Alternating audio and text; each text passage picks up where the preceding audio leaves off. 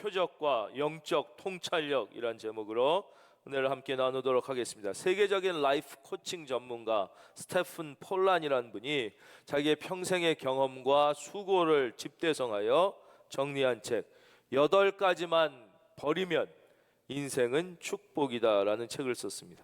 전에도 한번 소개해드린 적이 있는데 거기서 첫째 우리가 반드시 버려야 될 것이 무엇이냐, 나이 먹는 것을 슬퍼하는 마음을 버려야 된다는 것입니다.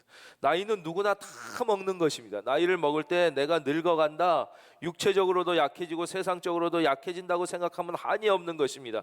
절대 나이를 먹을 때 늙어간다고 생각하지 말고 나의 영혼이 익어간다, 내가 깊이 성숙해 간다고 생각해야만 우리 겉사람은 후패하나 속사람은 날로 새롭도다. 그래서 인생은 저 산속에 들어간다고 자유한 게 아니에요. 여행을 마음껏 다닌다고 자유한 게 아니에요. 내가 마음껏 돈을 쓸 수 있다고 자유하다고 착각해요. 막 자유인 그래서 막 산에 다 들어가는 분들 보면 뭐 부러움도 있지만 다 그렇게 산에 들어가서 진짜 자유할 수 있다면 이 세상 도시 다 없어지면 자유할 것입니다. 결코 인생은 그렇게 자유로워지지 않습니다. 인생은 언제서야 비로소 자유로워지느냐, 외면이 아니라 나의 내면 세계, 나의 외적이 아니라 나의 내적 영혼의 성장에 비로소 집중하게 될 때만 인생은 자유로워질 수 있는 것입니다.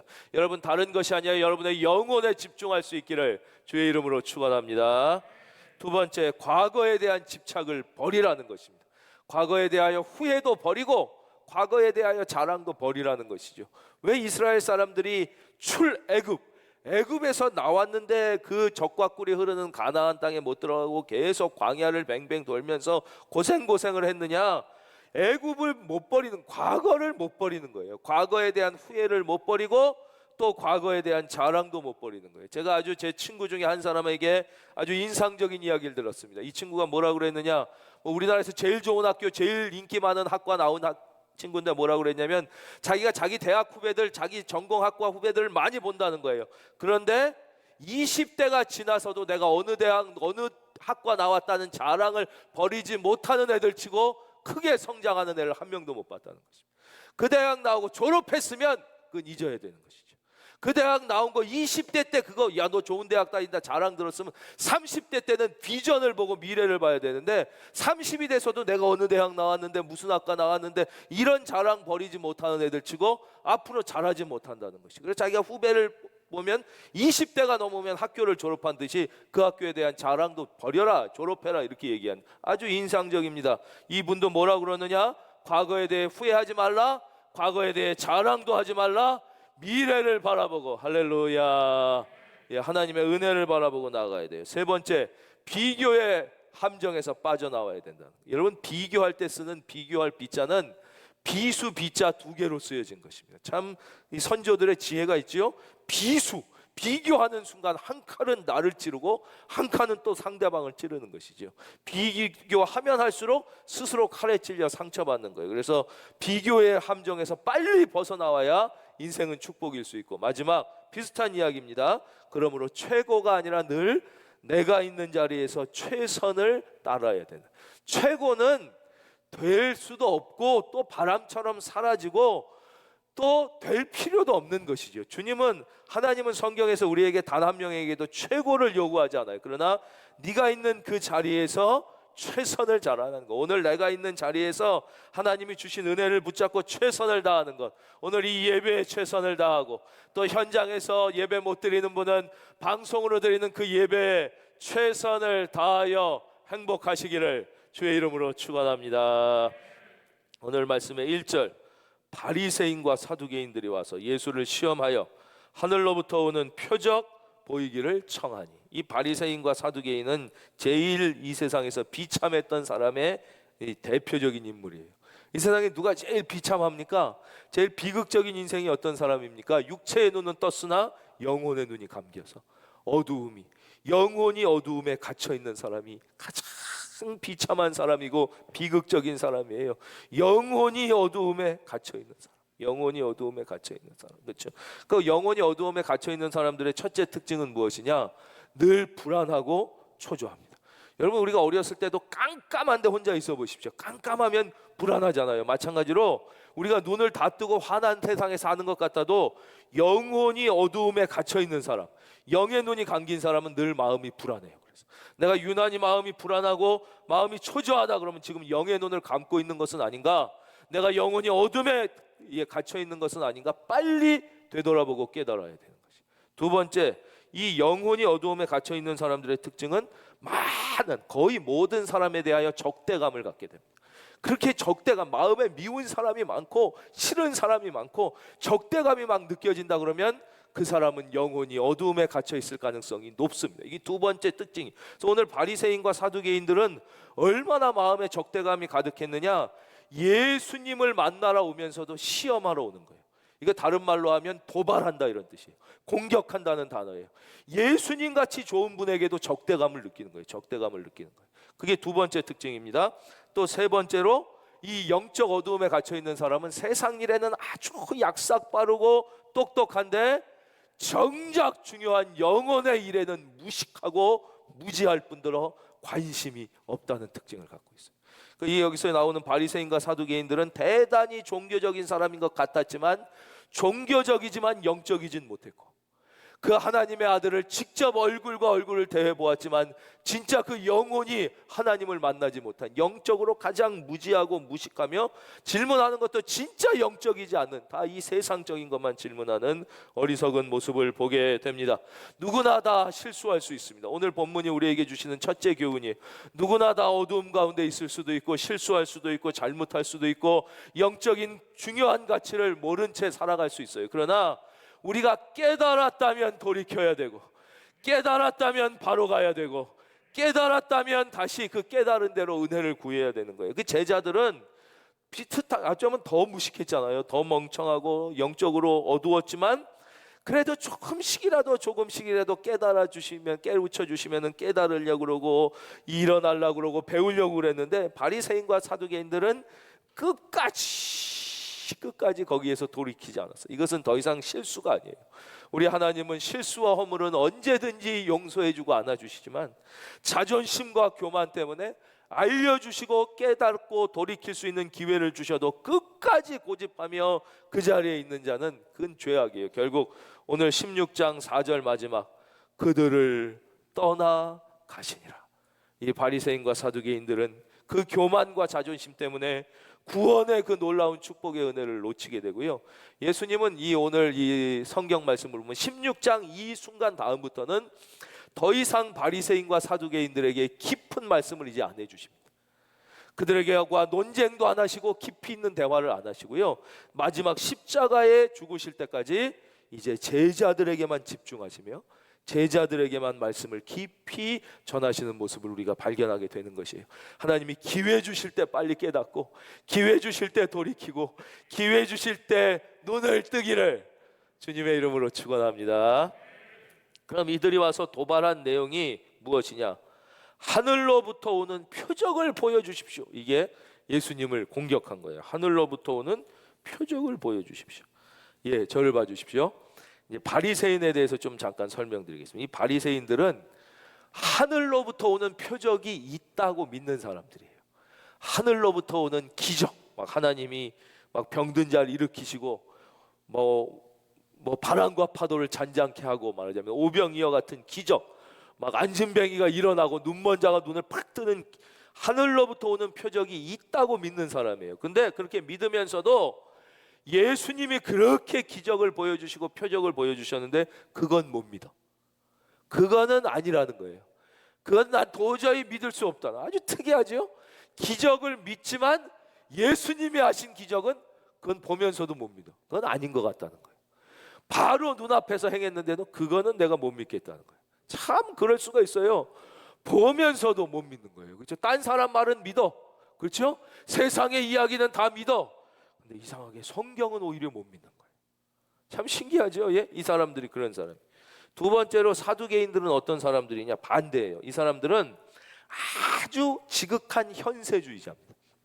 하늘로부터 오는 기적은 없다고 생각하는 거예요. 무슨 병든 자가 일어나고 바람과 바다를 잔잔하게 하고 이런 현실적인 기적은 일어나지 않는다. 좀 합리적으로 생각해라. 그럼 하나님이 주시는 은혜는 뭐냐? 어떻게 돈을 잘 벌고, 어떻게 교육을 잘 시키고, 어떻게 좋은 취직을 하고, 어떻게 결혼을 잘해서 이 땅에서 지혜롭게 잘 사는 이런 거를 하나님이 배워서 주시는 것이지, 무슨 초자연적인 기적, 막 눈먼 자가 눈을 뜨고 막 불가능한 일이 일어나는 건 없다. 그런 기적은 없다고 믿는 사람들이 사두개인이에요. 그러니까 이 사람들은 예수님한테 와서 기적은 없는데 무슨 기적을 행하겠다는 거야. 당신 그거 보여줄 수 없지. 다 거짓말이지. 이러면서 와서 하늘의 표적을 보여달라고 지금 예수님께 시험하고 있는 거예요. 그럼 보면 바리새인과 사두개인은 생각이 전혀 달라서 평소에 원수예요, 원수. 죽도록 원수인데 참 아이러니하게도 예수님을 공격하는 일에만 딱 한 마음이 돼서 막 예수님을 집중적으로 공격하는. 근데 지금 시대도 2000년 전과 다르지 않습니다. 서로 그렇게 싫어하고 앙숙이고 원수들도 교회를 공격하는 일에는, 예수 그리스도의 몸된 교회와 예수 그리스도를 공격하는 일에는 막 한마음이 돼서 막 적극적으로 달려드는 경우를 우리가 많이 보고 또 실제 경험할 때도 있습니다. 그건 너무 놀라지 마십시오. 너무 충격받지 마십시오. 왜 내가 예수 믿는데 가정에서 이런 공격을 당하나, 회사에서 이런 공격을 당하나? 원래 그런 것입니다. 여기서도 바리새인과 사두개인들도 서로는 원수지만 예수님을 공격하는 데는 막 한마음이 된 것이. 여기에 대한 예수님의 대답 2절. 예수께서 대답하여 이르시되 너희가 저녁에 하늘이 붉으면 날이 좋겠다 하고 아침에 하늘이 붉고 흐리면 오늘은 날이 굳겠다 하니 너희가 날씨는 분별할 줄 알면서 시대의 표적은 너희가 일기예보는 듣고 믿으면서 하나님의 말씀은 너희가 세상의 매스컴과 뉴스와 유튜브의 이야기는 듣고 믿으면서 하나님의 말씀은 제대로 들을 줄 모르느냐. 오늘 바로 이거는 우리를 향해 들려주시는 말씀이에요. 너희가 날씨는 분별할 줄 알면서 시대의 표적, 다 같이 따라하겠습니다. 시대의 표적. 시대의 표적은 뭐냐면요, 한마디로 말씀드리면 예수님이 이 땅에 오셔서 모든 인류를 구원하실 것이라는 구약의 약속이에요. 약속. 가장 중요한 것. 다른 건 다 몰라도 돼. 다른 건 아무것도 몰라도 예수님이 구세주라는 것 하나만 알고 믿으면 할렐루야, 누구나 다 구원받고 하나님의 자녀가 되며 하나님의 자녀로서의 권세, 저와 여러분에게 이 권세가 있습니다. 우리는 복받은 사람입니다. 하나님의 자녀의 권세를 누리며 살기를 바랍니다. 이 권세를 누릴 수 있는 거예요. 그런데 다른 것 다 알아도 제일 중요한 이거 모르면, 시대의 표적 모르면 아무 소용없다는 거예요. 오늘 선비가 강나루에서 배를 탔어요. 그런데 무지랭이 뱃사공이 배를 지니까 잘난 체를 하고 싶어가지고 배가 떠나자마자 자네 논어와 사서상경을 읽어보았나? 이렇게 물었어요. 아유, 제가 무식해가지고 그런 걸 읽어본 적이 없습니다. 인생 헛살았구만. 인생의 4분의 1은 헛살았구만. 조금 가더니 자네 그건 못 읽었어도 혹시 맹자나 대학, 중용은 좀 읽어는 봤나? 아유, 논어도 못 읽은 제가 무슨 그걸 읽어봤겠습니까? 아이고, 살아도 산 게 아니고 인생의 반은 헛살았구만. 이제 배가 점점 강 중앙으로 가서 깊은 데 가는데 갑자기 물결이 세지면서 확 물이 돌기 시작하니까 막 배가 흔들리면서 막 뒤집히게 돼서 다 빠지게 됐어요. 그러니까 이 뱃사공이 선비한테, 선비님 수영할 줄 아십니까? 아니, 수영 못해. 선배님은 다 살아셨군요. 그래서 다 아는 얘기, 진짜 중요한 거 모르고 다 우리가 세상의 일에 너무 정말 텔레비만 틀면은 무슨 신문, 잡지, 유튜브에 보면 각 분야의 전문가들이 넘쳐나요. 경제 전문가, 부동산 전문가, 정치 전문가, 교육 전문가, 무슨 전문가, 수많은 전문가들이 넘쳐나고 우리 스스로도 내가 좀 안다고 생각해요. 다 시골에 아무리 못 배운 분도 정치에 대해서 내 말이 맞고, 경제에 대해서 내가 일가견이 있고, 교육은 내가 하는 대로 가야지 이 나라가 잘 가고, 너무너무 관심도 많고 아는 것도 많은데 왜 진짜 중요한 영적인 진리, 하나님을 아는 지식, 영혼에 대해서는 이렇게 무식하고 무지하며 너희가 관심이 없느냐? 주님이 그 말씀하고 있는 것이에요. 영혼의 눈이 뜨이고 영적으로 하나님을 아는 지식이 있기를 주의 이름으로 축원합니다. 이 말씀은 바로 우리에게 하는 말씀이며 또 이 시대의 목사들에게 하는 말씀입니다. 목사의 종교 지도자라고 하는, 우리는 이제 목사가 종교 지도자는 아니지만 바리새인 사도이, 우리가 종교의 지식을 독점했다고 생각하고 있는 이들이 제일 영적으로 무식했어요. 하나님의 일은 하지 않고 사람의 일만 생각하고 하나님의 말씀과 하나님의 뜻에 대한 생각과 관심은 없고 세상의 방법, 세상의 지혜, 세상의 욕심에 대해서만 모든 생각이 가득 차 있는 이들을 혼내키신 것처럼 오늘 과연 목사인 저는 진짜 하나님의 뜻을 알려고 발버둥 치고 있는가? 진짜 하나님의 말씀을 실천하려고 애쓰는 것인가? 사람들이 좋아하는 일을 하려고 하는 것인가? 진짜 하나님의 뜻을 하나님의 방법대로 하는 것인가? 아니면 사람의 생각을 사람의 방법대로 하고 있는 것은 아닌가? 내가 진짜 하나님의 마음을 기쁘시게 하기 위하여 말씀을 연구하고 기도하고 전달하는 것인가? 사람들의 마음과 입맛에 혹시 맞는 말씀을 하려고 그런 걸 찾는 것이 아닌가? 지금 저 같은 사람들에게 주님이 이게 강력하게 하시는 말씀이에요. 저는 진짜 지난 시간에도 말씀드렸지만 제일 고통스러운 것은 이 은혜를 제대로 증거하지 못한다는 것입니다. 제가 이 말씀을 우리 성도님들에게 설교하기 위하여 기도하고 준비할 때 제가 받는 은혜는 한량이 없습니다. 막 와 소리가 저절로 나고 눈물이 철철철철 나고 막 가슴이 뜨거워지고, 너무 오늘도 이 1절에서 4절 말씀을 기도하고 준비할 때 제가 받은 은혜, 깨달음, 그 하나님의 음성 막 너무 감격스러운데 문제는 나와서 전할 때 그 감격의 10분의 1이 잘 전해지지 않는 거예요. 성도님들, 이 엄청난 은혜를 좀 나눠드리고 싶은데 성령님이 도와주시길 바라고, 성령님이 여러분에게 직접 말씀해 줄 수 있기를 바라고, 여러분이 말씀을 들을 때마다 하나님의 음성을 직접 들을 수 있기를 주님의 이름으로 축원드립니다. 그래서 내가 이기호 목사가 설교할 때 설교를 듣고 은혜 받겠다, 이건 상당히 어려운 거예요. 그런 마음을 갖지 마시고, 오늘 이기호 목사를 통해서 하나님이 말씀하실 때 내가 저 속에서 하나님의 음성을 들어야겠다, 좀 이런 마음을 가지시고 성령이 친히 주시는 은혜를 받기를 바랍니다. 그래서 부모님이 하시는 말씀을 들으면, 부모님이 하는 행동을 보면 말씀도 안 들릴 때가 있어요. 아빠는 왜 그렇게 안 살고, 애들이 사춘기 되면 그러잖아요. 엄마는 뭐 말하는 걸 다 틀리네, 신호 막 어디고 다니면서 나보고 신호 잘 지키라고 그러고. 그 부모님의 행동은 좀 달라도 그 부모님의 말을 잘 들으면 잘 되는 거예요. 그러니까 행동하고 말이 부모님이 다르다고 이 말을 다 안 듣겠다 이러면 안 돼요. 그러니까 목사를 보면 참 은혜 받기가 쉽지 않습니다. 특히 저같이 부족한 목사는 뭐 오죽하겠습니까?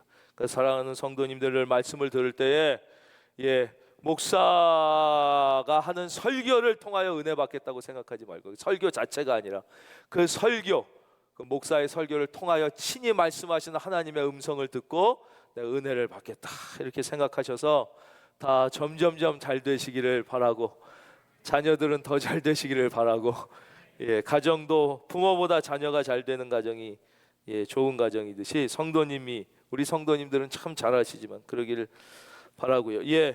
우리가 주의 일을 하거나 이제 하나님의 자녀로 살다 보면 자꾸 지쳐요. 그렇죠? 지치고 힘드는데 지속할 수 있는 방법 하나만 말씀드리고 4절로 넘어가겠습니다. 농사를 지면 이제 콩밭에 이제 진다. 그러면 첫 해 소출이 10가마니면 그 다음에는 똑같이 져도 8가마니뿐이 안 나온답니다. 그 다음엔 6가마니. 그게 왜냐하면 땅 힘이 약해져서 그래요. 지력이라고 그래요. 지력이 약해지는 거예요. 계속 지면 약해질 수밖에 없어요. 그런데 그렇지 않은 게 하나 있어요. 그게 뭐냐, 논농사예요. 논은 보면, 그렇죠? 논은 뭐 올해 했다고 내년이 점점 계속 진다고 지력이 약해지지가 않습니다. 왜냐? 논은 물을 받아서 농사를 하기 때문에 그렇습니다. 모짜리 때부터 물을 받아 심는 거예요. 모내기 때도 물을 받아 심고 마지막 거두기 전까지 이 벼는 물에서 자라는 거예요. 물의 힘이 도와주기 때문에 땅의 힘이 시간이 지나도 약해지지 않고 계속 이 일기와 날씨만 받쳐주면 더 풍년이 되고 막 이럴 수 있는 거예요. 우리가 하나님의 자녀로 살 때 지치지 않고 지속하며 더 잘할 수 있는 힘이 뭐냐? 내 힘으로 하고 인간의 힘으로 하려고 그러면 자꾸 지치고 안 돼요. 우리의 영혼에 말씀의 물을 받고, 예, 할렐루야, 은혜의 물을 받고 성령의 강물을 내 영혼 속에 쭉 빨아들여서 그렇게 사시기를 바랍니다. 그래서 우리가 자꾸 지치고 힘이 빠지는 것은 내 힘으로 하려고 그래서 그래요. 말씀의 물을 내 영혼에 늘 채우고, 예, 성령의 물을 채우고 은혜의 물을 채워서 일하면 논성다 같이 지치지 않고 우리가 계속할 수 있는데. 그래서 저 사랑하는 성도님들, 우리 믿는 자의 인생의 하이라이트는 언제예요? 그건 하나님 앞에 서는 순간이라고 그랬어요. 세상 사람들은 하이라이트가 와요. 연예인들은 빨리 오고 지고, 그렇죠? 어디까지 50대 중반에 와서 지기도 하고 60대에 와서 자꾸 이렇게 지는 거예요. 그러나 믿는 사람은 그렇지 않은 것이, 예, 성령의 능력으로 살면 하나님 앞에 그 순간까지 인생이 계속 성장하여 하이라이트가 돼요. 그래서 지금 좀 안 된다고 낙심하지 말고, 나 인생의 절정기가 지났나 보다 이렇게, 예, 낭망하지 말고 내 영혼에 은혜의 물을 채워 하나님 앞에 설 때까지 성장하기를 주의 이름으로 축원합니다. 마지막 4절이에요. 이거 하나 설명해 드려야 되는군요. 3절. 아침에 하늘이 붉고 흐리면 오늘은 날이 굳겠다 하나니. 이건 뭐냐면요, 그 당시 유대인들의 속담이에요. 우리 이런 얘기 있죠. 제비가 낮게 날면 뭐 비가 온다, 이런 것처럼 그때 유대인들은 저녁에 하늘이 붉으면 항해하는 사람들이 기뻐하고, 아침에 하늘이 붉으면 항해하는 사람이 조심한다, 이런 속담이 있다는 거예요. 아마 저녁에는 노을이 져갖고 이렇게 붉으면은 그 다음 날이 맑고, 아침에 이 하늘이 붉은 거는 이렇게 구름이 껴가지고 해가 비껴서 붉으면 이제 비가 올다, 이런 걸 알고 사람들이 안다, 이렇게 아는데 어떻게 그거는 그렇게 알고 일기는 분별할 줄 알면서 시대의 표적, 십자가 예수 그리스도의 구원의 이 표적은 분별할 수 없느냐? 악하고 음란한 세대가 표적을 구하나. 악하다는 단어는 윤리적으로 악하고 실질적으로 못됐다는 뜻입니다. 예, 바로 바리새인과 사두개. 음란하다는 말은 영적으로 하나님이 아니라 다른 것들을 겸하여 사랑한다, 영적으로 간음하고 있다는 뜻이에요. 그런데 여기서 예수님이 악하고 음란한 너희가라고 하지 않고 악하고 음란한 세대라고 전체를 말씀하시는 거예요. 이게 왜 그러냐? 비록 자기가 바리새인과 사두개인은 아니었어도 많은 그 당시 사람들이 바리새인과 사두개인들의 영향을 받아서 세상의 지혜와 세상의 가치관에 영향에 물들어 살고 있기 때문에 너희도 똑같이 악하고 음란한 세대라고 주님이 말씀하신 거예요. 우리가 스스로를 돌아봐야 돼요. 나는 정말 나의 인생과 우리의 가정이 하나님의 말씀의 영향력 아래 살고 있는가? 아니면 세상의 지혜, 세상의 가치관과 방법의 영향력 아래 살고 있지 않은가? 내가 바로 약하고 음란한 세대가 아닌가를 우리가 늘 되돌아봐야 합니다. 세대가 표적을 구하나 요나의 표적밖에는, 예, 다 같이 위에 계신 분도 같이 하겠습니다. 요나의 표적.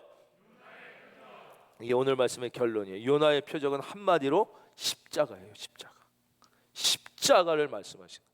요나가 큰 물고기 뱃속에, 고래 뱃속에 들어가서 3일 동안 있다가 다시 살아나온 것처럼 내가 십자가의 죽음을 지고 무덤에서 3일 동안 있다가 부활하여 너희들에게 구원을 주시겠다는 바로 그 십자가의 표적이. 왜 십자가가 중요하냐? 바로 십자가의 예수님의 죽음이 우리의 구원이기 때문입니다. 그래서 여기서 예수님은 다른 표적도 이미 많이 보여주셨잖아요. 막 앉은 병이 일어나고 오병이어 바람과 파도 잔잔케 하고 눈먼 자 눈 뜨는 기적 많이 보여주셨는데, 그 기적은 앞으로 내가 보여줄 십자가에 비하면 아무것도 아니다. 그건 우리가 볼 땐 그거 얼마나 놀라워요. 막 여기 만약에 눈먼 자가 눈을 뜬다고 생각해 보세요. 막 죽은 자가 막 일어난다고 생각해 보세요. 막 바람과 파도가, 우리는 어마어마한 기적인데 주님이 그거는 십자가에 비하면 아무것도 아니에요. 왜냐? 다른 모든 기적은 기껏해야 의미가 이 세상 7, 80년 육체를 입고 살아가는 동안의 의미예요. 90년, 100년 먹는 거, 뭐 초자연적이라고 하는 것 자체가 우리가 육체에 갇혀 있으니까 그게 초자연적인 거지. 먹고 사는 오병이어의 문제, 육체에 갇혀 있으니까 그게 그런 거지. 그러나 이 십자가의 표적, 이 십자가의 구원은 영원한 기적, 나의 영혼의 기적, 지옥문을 닫고 천국문을 여는 기적, 우리가 영원히 하나님의 자녀가 되는 권세를, 할렐루야, 이것은 영원한 표적이며 영원한 기적이기 때문에 다른 그 놀라운 기적이 이 십자가 앞에서는 그건 기적도 아니다, 이런 말씀. 그래서 악하고 음란한 세대가 표적을 구하나 요나의 표적밖에는 보여줄 표적이 없느니라 하시고 그들을 떠나 가시니라.